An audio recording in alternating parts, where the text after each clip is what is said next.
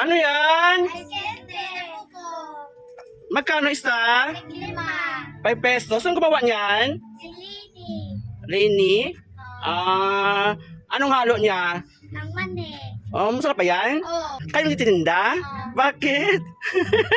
Masipag mga batang ito, di ba? Mga amiga, sila nagtitinda ng ice cream, ng ice candy pala, mga amiga. Tingin nga, buksan nyo nga, ako bibili. Tingnan niya, wow. Magkano isa nito, 5? Ako. Bili ako, 2 sa akin. Anong halo nito? Mani. Mani, at saka ano? At saka? Buko. Buko, wow. Ilang taon ka na?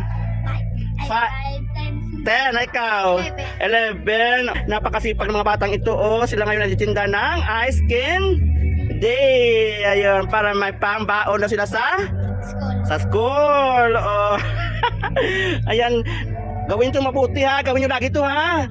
Kasi nga ito ay maganda para sa mga bata na walang ginagawa. Magtinda ng mga ice candy o ano-ano man na siya makatulong sa inyong Nanay. sa paasan? Nanay. Sa nanay at sa inyong pag-aaral.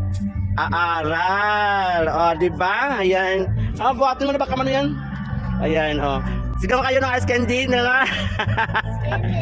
Ice candy. Ayan, ice candy. Bungga mga batang ito. Ayan. Bye-bye. Bye-bye muna. Ito yung bayad ko pala. Ano muna ito yung bayad ko 10. Anong sabihin nyo? Thank you. Thank you din sa pagpinta dito ng inyong ice candy. Try ko to ha. Pag masarap to, bibili ako sa inyo lagi ha.